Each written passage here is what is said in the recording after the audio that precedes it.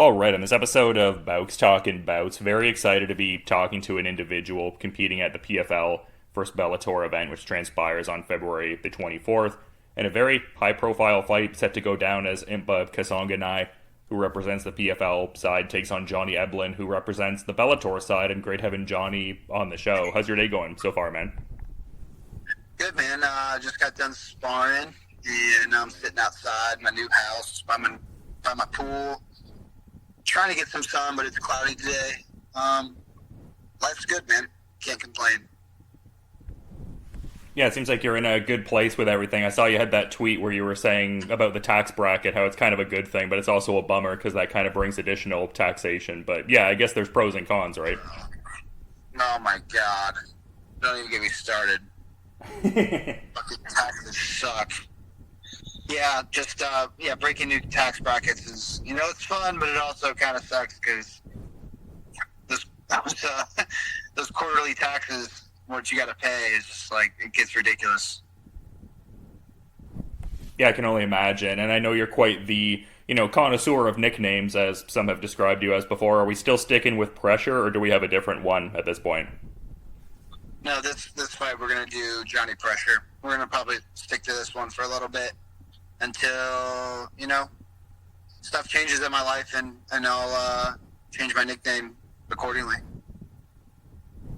No, it's fun, man. I mean, it keeps people on their toes. They're always checking out what the latest nickname is. But in terms of people, keeping tabs on you towards the end of last year, it seemed like a lot of people were kind of wondering what would end up happening to you in a certain sense. I mean, I think people knew you'd end up somewhere, but just with Don Davis towards like the later part of the fall there, kind of encroaching towards the end of the year, talking about how yourself and Patchy Mix wouldn't even feature on this card due to the lack of representation of bantamweight and middleweight. And I saw you had a tweet around December talking about how your biggest fear is being inactive in your prime years. Like, when did you get some form of locked in confirmation as to what your next fight would be and all?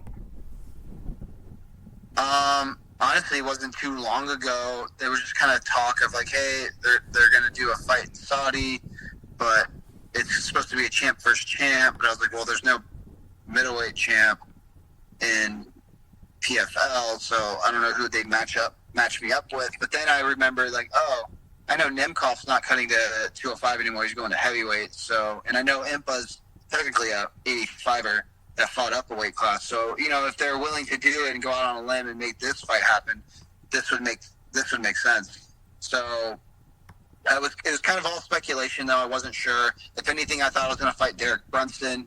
It wasn't a champ versus champ, but I assumed they were going to have like a main card and undercard. So I'm sure they could have fit me on a main card spot, that it's not a champ versus champ bout, but it's a PFL versus Bellator bout. So I kind of foresaw something happening with Saudi in February. Just didn't know the date, didn't know the exact location, didn't know exactly who I was fighting. And then, it kind of all transpired into working out. And I got Impa February 24th in Saudi Arabia. So looking forward to it. And I don't even know if you're necessarily thinking of it like this, but I mean, fighting a guy who has accolades in PFL as a light heavyweight. I think a lot of people talk about you as being the number one middleweight in the sport, understandably. But how much would a win over a guy like this serve to, I guess, create more discourse around where you're at pound for pound? I mean, there already is some, but like, how much could it serve to get a win over a 205-pound champion also? I think it'd be good, man. It's a solid win.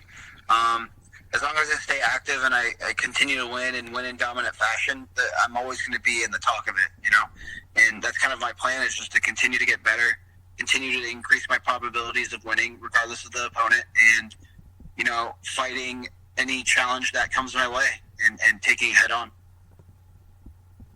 Yeah, it seems like you have a lot of great options in a certain sense. I mean, you talked about the Derek Brunson fight as being a possibility. I feel like I've seen the idea of Aaron Jeffery being someone who vies for your Bellator middleweight title and everything like that. So it seems like you have options for sure. Yeah, and I think, it's a good, I'm in a good space right now. Because I understand what PFL is going to do with the landscape that they have. They actually gave us like kind of a structure of it, and I was like, oh, okay, I can see how I fit into this and how I can get these fights and how we can make these fights happen, at a relatively good time. But during the initial acquisition, there was no game plan. I didn't really know what was going on. I didn't know they were completely dissolve Bellator and just make it all PFL and do only tournaments. And, there was just a lot of questions. But I think the plan that they put forth, really benefits me specifically. Yeah, like in the sense of, concurrently being a fixture in that PFL super fight division while actively also defending the Bellator title. Exactly. It did. Like, for a guy like me, it works out really well, but maybe not for a guy that's not a champion, that's just, in the Bellator roster that happened to, get their contract bought and not get cut because they're good enough. They might be in limbo mode right now. Like, okay, well, Bellator, I think they're only having eight shows. Like, PFL's going to only have 8 Bellator shows, and most of them are going to be international. That's kind of tough. You might have guys only fight one time this coming year, or this year. Yeah, for sure. I mean, still certain clarity for some people that could definitely ramp up a bit, but I guess just in terms of like the X's and O's of this Impa Kasanganay fight, like it seems like you have good praise for his boxing ability and his aptitude for getting up after being taken down. Like, what would you say some of his other skill sets are, or just some of the facets of his skill set rather that especially stand out to you? He's durable and he has pretty good cardio. He knows how to pace himself as well.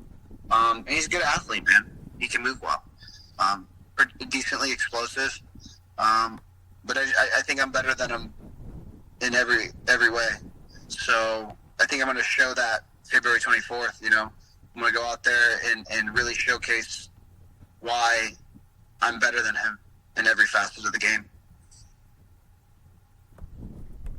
Yeah, I get what you're saying in that sort of sense, and just a curious landscape for just where everyone's at now and everything with PFL and Bellator, and assuredly have some questions in that space more so. But I feel like I'd be remiss if I didn't get your thoughts on the recent DDP Strickland fight. It seemed like you thought that perhaps Sean Strickland should have retained the title there. I guess I'm curious to have you expound upon your thoughts on that middleweight title matchup in the UFC that recently transpired. Yeah, I thought Sean won the fight. I thought he won round 1, 2, and 5. I just think optically, though, DDP looked better in some senses in some of the rounds, so that's why I think he got the nod on some of the judges' scorecards. And even, some people watching the fight. But I thought Sean landed the cleaner shots, did more damage. But I just feel like, optically, DDP was a little bit more aggressive in some sense and moving forward more. So I could see how guys thought, not guys, but how people thought DDP won the fight. Yeah, and I guess just talking about the specific work you've been able to get, I mean, American Top Team, always one of the elite spaces, and I imagine this is the case for quite a few fight cards, just with other compatriots being on the event, but just how is it feeling heading into an event of this magnitude? A lot of champ versus champ kind of fights, like Renan Ferreira, for instance, readying for his big fight with Ryan Bader. What's the atmosphere heading into this PFL versus Bellator card for ATT? I imagine it's good, the classic iron sharpens iron cliche and all. Yeah, of course, man. It's amazing. Honestly, it's pretty standard at ATT. There's always big fights going on every year, big cards, and it's pretty much a constant at American Top Team. So it's business as usual. Yeah, for sure, and I'm curious to get your thoughts on ATT compatriot Kayla Harrison, not only going to UFC for that UFC 300 fight, but also navigating that drop to 135. I think the confluence of those two things are getting people talking, for sure. Yeah, I think Kayla's a very disciplined individual, and she's going to find a way to make it happen. And when she commits to something and she puts her mind to it, she'll make it happen. I feel like a lot of people just, expressing their thoughts, and they don't really mean much because they don't really know her. And I know her pretty well. And, I think she's going to do everything she can to make the weight and to put on a good performance and really showcase her skills in the UFC. I'm very excited for her. I'm actually very happy for her as well. I can't wait to watch that fight. Yeah, for sure. And I guess one other thing while I had you, I don't want to misconstrue anything, but you mentioned Nemkov vacating the Bellator light heavyweight title. It seemed like you were maybe intimating some level of interest in competing for that vacant title at some point. Is that the case, or more sticking to 185, you'd say? Yeah, that's definitely a thing that crosses my mind that, I possibly could do in the future. Definitely gets me more in the pound for pound talks. Definitely just gets me more into like GOAT talk. You know what I mean? Like that's what I'm here to do, is to kind of be one of the best to ever do it in, moving weight classes, getting multiple belts, and taking on new challenges as a part of that. So, I really think, as long as the money makes sense and the timing makes sense, I think we could possibly see that happen. Yeah, and we've been talking about like the new tax bracket earlier and stuff like that. I mean, this seems like a big card. It seems like Riyadh season has been getting a lot of people talking about some of the bigger purses. Are we all good in that kind of sense? I imagine you're making a good amount of money for this one and satisfied in that sense, just as you're talking about, all of that. Oh yeah, of course. They're paying me what I'm contractually obliged to get paid. So everything's working out according to plan. Yeah, man, I'm not upset. I'm ready to fight this motherfucker and get a paycheck. Yeah, for sure. And I mean, obviously, very focused on this fight, and that's the paramount focus. But we were talking about names like Derek Brunson and Aaron Jeffery. Like, are you even thinking about what could be representative of an ideal next step, or is it just like myopically locked into this one for the obvious reasons? Yeah, I'm more just locked in on this one. We'll see what happens after this fight, what they put in front of me. But like I said, I'm up for any challenge, and whatever opportunity presents itself, I'll take it head on. Yeah, no, for sure, man. It's been great getting to talk to you ahead of this fight and appreciate you making the time. But I'm curious if maybe there's something we didn't get to touch on or anything that would represent a final parting thought you'd want to add as we're kind of wrapping up, Johnny. No, man. Great interview, good questions, and appreciate your time. Yeah, no, for sure. It's been fun getting to talk to you. I've spoken to you at like a few Bellator media days in the past, and just seems like you show that incremental growth each new time I get to talk to you. So to that point, excited to see that next permutation on February 24th, and a great opponent in Impa Kasanganay. So again, to reiterate, thanks so much for the time, Johnny, and just have a good rest of your day. And looking forward to peeping this one when it goes down. Appreciate you, man. Yeah, take care, and appreciate the nice words. All right, on this episode of Bowks Talking Bouts, very excited to be talking to an individual who's very prominently featured at PFL versus Bellator, which is going down on February the 24th, and a very attention-grabbing middleweight attraction as Bellator's middleweight champion Johnny Eblen steps out with Impa Kasanganay, PFL light heavyweight champion, and great getting to talk to Impa a bit today. How are you doing, man? I'm great, dude. Thanks for having me on. I appreciate it.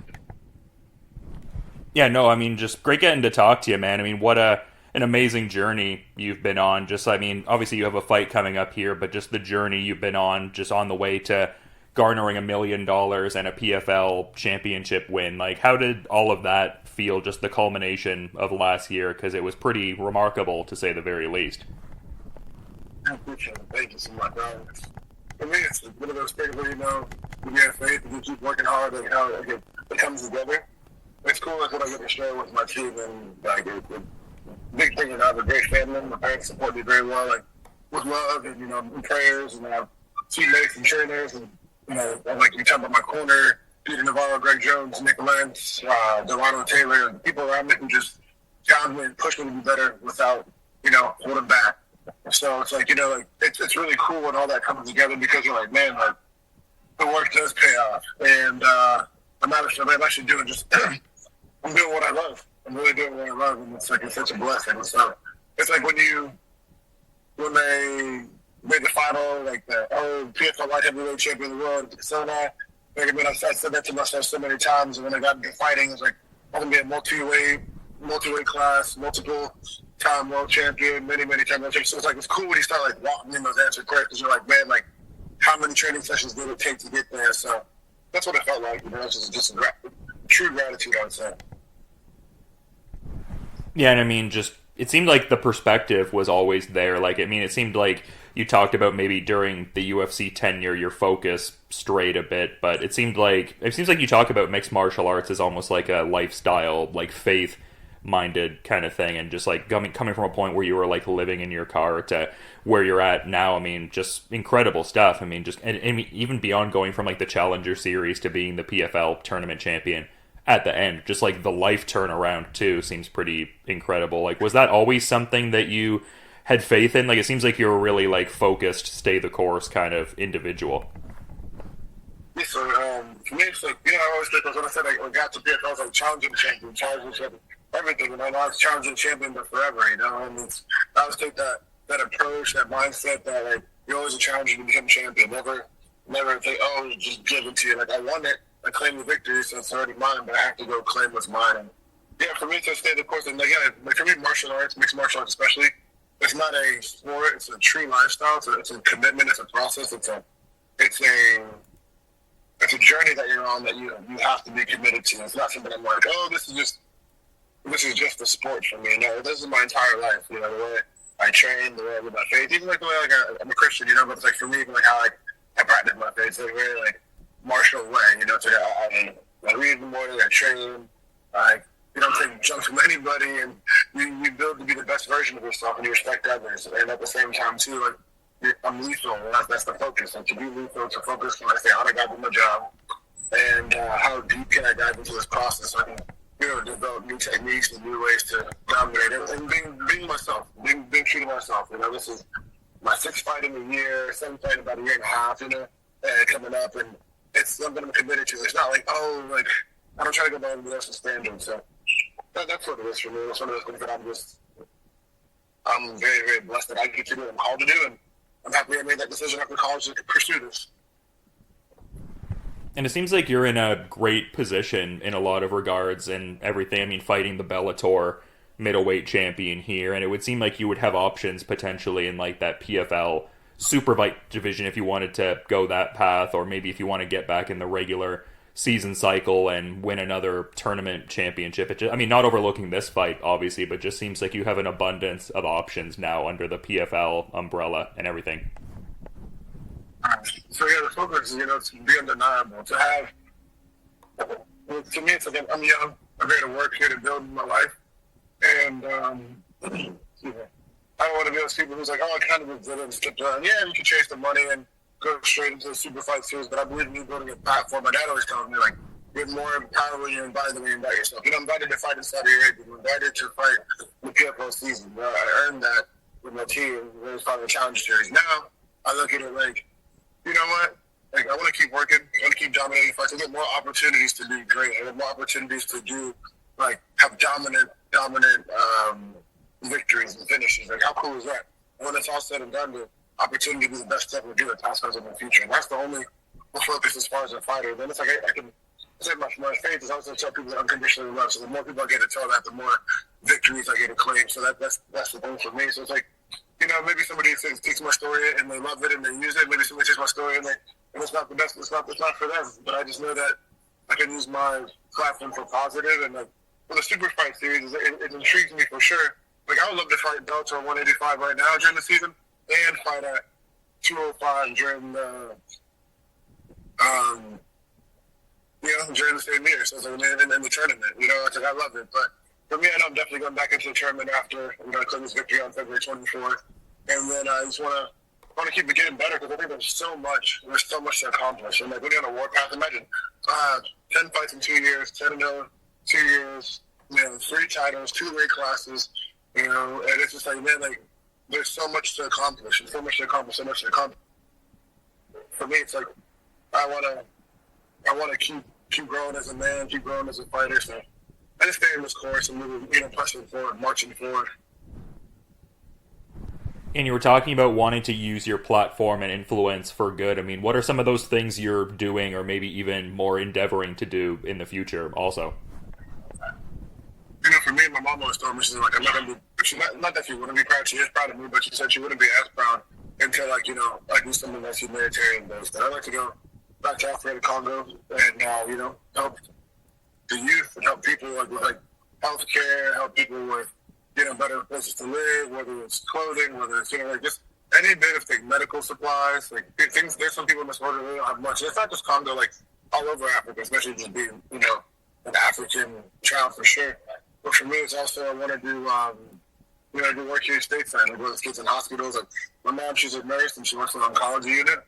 So I think it'd be kind of cool to bring it to my business manager. And so I know, like talking about, possibly doing like toy drives or back to school drives, and just coming by hospitals and whether it's monthly or every other month. I don't know how to structure it properly, but ways that can just show kids that they're loved. I have a heart, for kids and people, and I just want to see them grow. And when the time comes and when I'm earning more and able to create more and partner with the right people, I'd love to go do humanitarian work all over the world, whether it's impoverished companies or countries or your what do you call it? Places where even if people are doing well, but people still need somebody to talk to, like really reaching out to children and people who can just have a much better outlook on life. Because I feel like for me, my parents were assuming nothing's impossible. So now as I grow, I believe that I can really help support kids who go out through their own adventures, commit to their own adventure in their life and whatever they're doing, fighting, to become an engineer, just to be out of an impoverished country, that's my goal. And I want to see people give it back one day. So that's my main thing. It's just great to see because you're obviously someone actively living out your dreams, and I mean much more you're going to do and continue to work, but just to say you also want to see other people have a fair chance and a better chance tapping into their full potential. I just love that, man. That's great stuff. I appreciate it. Thank you so much. Yeah, love to see all of that for sure. It's just great to, put that energy forward. But in kind of talking about your upcoming opponent here, I'm curious as to what your thoughts might be on Johnny Eblen's skills that he's shown in the cage, but also his overall resume and everything. Yeah, Johnny Eblen, man, he's a solid fighter. He does really good work, pressure. When it comes to fighting attacks, right? He's immediately always attacking. He's cool when he counters. He puts himself to be dangerous everywhere. Right, and I really respect that, right? He's very, very good. He's put the work in. He's wrestled at a high level. He comes from a solid gym, right? And you can tell he listens. He puts the work in. So I really respect that. For me, it's someone who dominated. Like I said, doesn't take anything away from Johnny, but these are the fighters that, in the fights that you have to elevate yourself as a fighter until, once you claim this victory, it's wow, so that's the next prize, the next prize possession. For me, it's original. I was my focus one is to hunger and cultivate everything that he eats. And this is that big prize hunt. This is the one that you take him out, boom. Okay, cool. You're blessed. And you just keep getting better, Check out the next one. You keep getting better. And I believe that it's one of those fights that you don't always get to fight many let's say soldiers and warriors throughout your time. You might fight people who are all right, lower in the ranks. But when you get a guy who's kind of like a general, a guy who leads the gym and is respected amongst his ranks, it's an indication of, who I'm called to be. And, I'm eager, I'm looking forward to it. And I'm dialed in and focused. So that's how I look at this matchup. Yeah, and it seems like one of those classic permutations of the Kill Cliff FC versus American Top Team dynamics that often happen. I mean, by virtue of them being such high level gyms, obviously, but yeah. Yeah.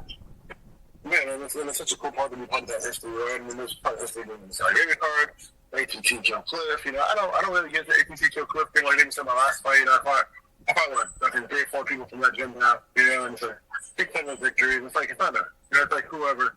It's like another tribe on the other way. They think they're 15 minutes from our gym. And I always look at it hey, you're 15 minutes away. They're just another part of you're in the same kind of territory, and you're fighting for the land. And that's pretty cool to me. So, yeah, I mean, it's one of those historical battles. You can probably make an anime out of it. You can probably make a movie out of it down the road, right? So... Yeah, no, for sure. And then on a more macro level, that whole vying for control sort of thing, us against them, I feel like I'd be remiss if I didn't talk about the PFL versus Bellator dynamics. Is it exciting I mean, obviously you're very focused on your particular fight, but in a peripheral kind of way, is it cool to be part of a card that's so deep and is into that cross-promotional sort of space and is clearly getting people talking? Oh man, yeah, there's so many cool parts about it. I mean, if you think about like, oh, you're fighting Saudi Arabia for the first time. You're fighting the first fight. You're going to the Kingdom of Saudi Arabia, and then now it's like PFL Bellator. I've always wanted to be a what's called organizational champ. Which is cool, right? And it's like, how cool is that? Because sometimes, like, when you're so in it, you don't take time to look outward and look within. So you don't realize you're actually doing some cool stuff because it becomes your work. It becomes this, like, and I love my work. And at the same time, you can still get drawn into, you can still get pulled into the process where you don't realize that you're so blessed that you get to be a part of moments and historical events like this. So, I mean, two organizations come together. They're still separate organizations. You find their champions from another. 21 champions on one card. Like that, I mean, and to be amongst that rank and to be the one leading that, so lead me to the rules, I'll return leading the pack, and I'm here to lead from this front. And it's like when you get that opportunity, when you get that moment, I think it's so cool. So I mean, yeah, like I'm grateful because I went from challenger to champion. So I went from like whatever they consider, maybe not the lowest of the low, but somebody that they might not really respect, or somebody they might not really see as like being a champion one day. But what a cool story that's being written and that God's written for me and that He's writing on like all the people in my life, like coaches, trainers, teammates, friends, family, old friends, new friends who I haven't even met yet. And all these different opportunities. I'm so grateful and so blessed that like I'm in this position. Like, man, I mean, it's super cool. It's super cool. Yeah, no, I love where you're coming from in that sense. And earlier you were kind of talking about your focus in MMA to a certain extent being focused on, I guess, just generating those big moments, like electric outcomes, things of that persuasion. I guess to that point, are you visualizing a certain particular outcome in this Eblen fight, a certain, I guess, unfurling of the story, quote unquote, you'd like to achieve? Like, is there an idea of how this one ends that's somewhat crystallized in your mind in that context, I guess?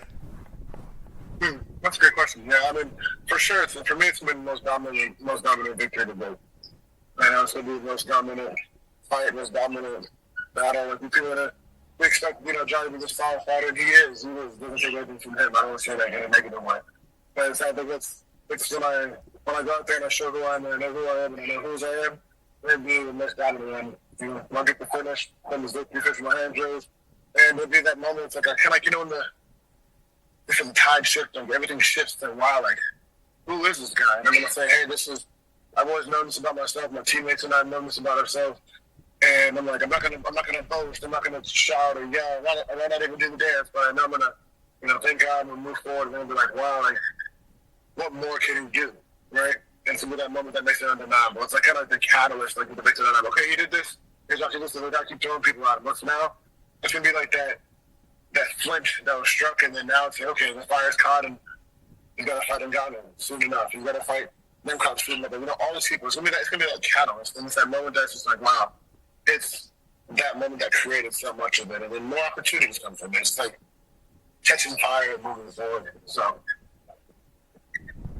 And a bit ago, you were kind of talking about this, and I didn't get the sense that you took it in a negative way, or maybe like there's a chip on your shoulder about it, but you were talking about how maybe there's some people who kind of, not the specific wording you used, but almost kind of like looked at you at one point as maybe more of like an underdog kind of character. But it seems like the way you're talking about things right now, it seems like maybe this time next year, maybe if you go on the run you're looking to go on this year, maybe you're looking to switch that dialogue a bit from like the underdog story to more of like Impa Kasanganay is like one of the pound for pound best fighters in the world. Is that a fair way to characterize where you're at? In a sense, yeah. So, I think after my whole life for everything I do, I've always taken myself with an underdog approach because I never want to. I've always seen myself as the dog. I've always seen myself as the best fighter. I've always seen myself as like I'm the best fighter in the world, past, present, and future. I've always seen myself that way, and I pray that, and I work towards that. And it's like now it's like, okay, but people say you see the things. You see these different shots. You see these different. What's the word? She's different.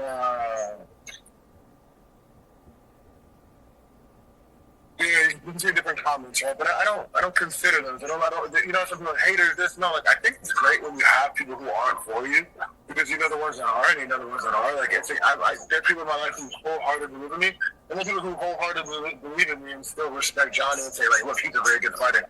Be my friends. I don't think that they're doubted. I think that Johnny just had an opportunity to show what he's done in 2 years. So I don't see myself as an underdog or a chip on my shoulder. I don't see validation from that. I see validation from the people I love, and I know they're all for me. And I see validation from, you know, my Savior, Jesus. That's it. Like, and that's how I focus. So it's not like I'm like oh man, like, that's more like, all right, it's just cool because now, like, what I've been praying, what I've been speaking, like, saying I'm going to be the best I ever do possibly in the future, saying, hey, like, I want the Francis Ngannou fight. Like, these are the moments where it's like, okay, like, it makes sense what you're saying. But at first, they didn't know, and hey, maybe I just didn't get those opportunities where you could have seen the fighter that I am. But I'm so grateful for this one because, you know, when I come this victory, the next one, this one, and these 5 victories this year, it's been, wow, okay, like, that's cool. And it's just different. Yeah, people make comments like, oh, they don't expect the challenger to become a champion, like, stuff like that, but it doesn't anger me. It doesn't, like, put this, like, anger. It just helps me, you know, dial in. And, like, I use it as a sense of inspiration more than motivation. Like, inspiration to say, wow, like, you can be so much better. There's a poem I really like by Rudyard Kipling. I love poetry. And it says, if you can, you know, like, let all people doubt you, but, you know, like, leave room for their doubting, too. And I think that's beautiful because for me, it's like, you can doubt me. You can say whatever. But it's like, I leave room for that because then I see, like, maybe they see something in me where I can actually improve.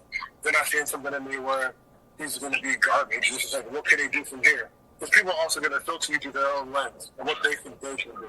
So that's it. It's not like a chip on my shoulder. It's just an inspiration. And it's, okay, well, if you doubt this, like, watch it. Just, like, watch me work. Watch me work.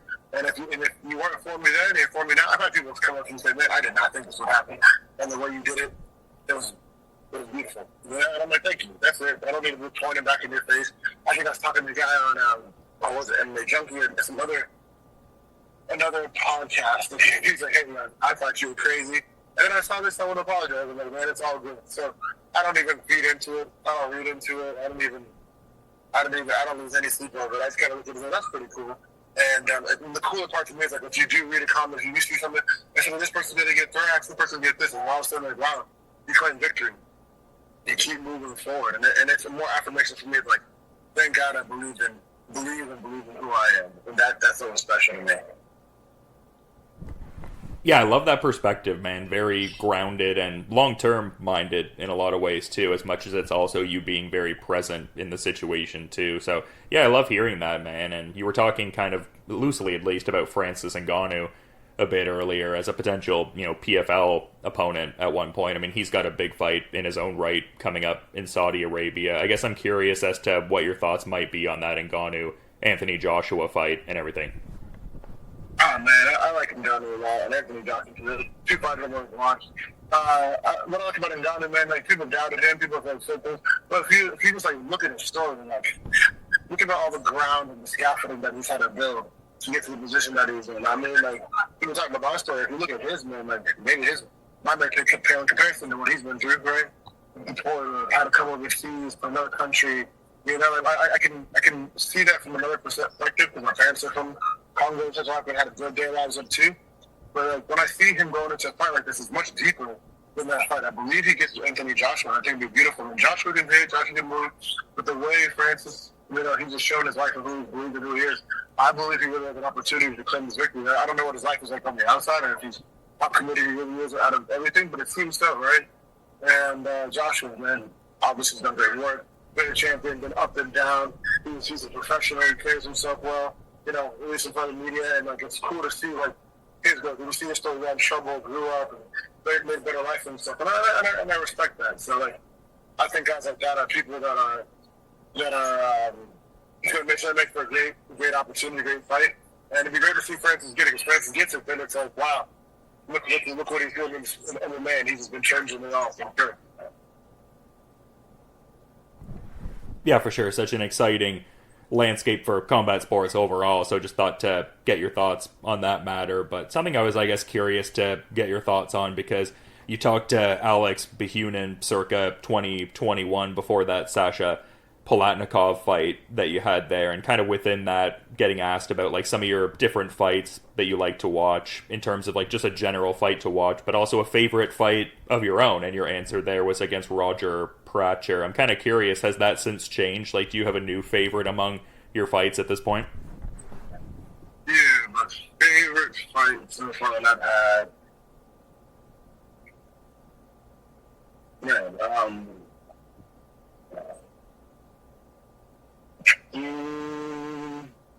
that's a good question. I don't have a favorite. Let's see, my favorite fight so far that I've had, definitely some good PFL season. There's probably the fight with Martin Hamlet. Yeah, no, definitely. Yeah. When I fought him in the semifinal, because it was that time where I was like, man, do this, and you get to go get the world title. It wasn't even $1 million. I could go just take this guy out there. And the way we did it, first round knockout, sharp shot him and like put him out. Like that was really cool. And I was just like, hey, like I knew you would put this victory, you would get your title. And then move forward. That for me was fun. And like, he got the takedown early on. He did the takedown early on. He did what he tried to do. He gave a jump knee, and then he did the he kept coming forward, and man, just like stay calm, stay cold, and then put him out. And that for me was just a cool opportunity. I'm very grateful. Yeah, certainly a great shout out there for sure. I mean, you've had quite a few performances, so it's probably difficult to pick which one's your favorite. And I mean, this Johnny Eblen fight coming up is a hugely exciting next performance. And yeah, wanting to be mindful of your time, though, that being said, I'm sure I could ask you a ton more questions, Impa, but I want to let you get on with what else you have to do today. But I'm curious if maybe there's a final parting thought you wanted to add as we're kind of wrapping up, man. About a fighter, just in general. Pardon, I didn't quite catch that. About a fighter, just in general. Yeah, just in general. I mean, sometimes fighters will like shout out sponsors or just a general parting thought. Yeah. For me, I look at it like anybody listening, anybody who tunes into this podcast or the interviews, like the life you choose to live, and the commitment you make, right, to your own adventure. Like, don't listen to too many people. There's nobody's going to see that vision that God put in your heart the same way. And, when you commit to doing what you love, for who you love and who you love, like, yeah, maybe you had something that inspired you to get into fighting because you're angry or pretty old, but now you're where you want to be. And things have changed. Don't always try to fight your passion behind you for a reason. And then move forward in the direction of your dreams and move forward in something that, really makes you, that wakes you up in the morning. I heard this quote, I think it's I'm not too sure. He says, if you're not excited to wake up in the morning and you're not exhausted by the end of the day, you need to reevaluate your dreams. And I always look at it like something like, please find that thing that wakes you up in the morning, please find that thing that gets you excited, and then that you'll do so long, so hard all day, and then at the end of the day, you're exhausted and tired. And do it passionately and do it discipline and obedience. And most important is going to be unconditionally loved, and God loves you. Thank you for having me on. Yeah, thank you for the time, man. Great getting to talk ahead of this Johnny Eblen fight, and such an exciting card with PFL versus Bellator, and definitely going to check that out on February 24th and everything. But until then, man, you have a good rest of your day, and thank you for the time. Thank you so much, Willis.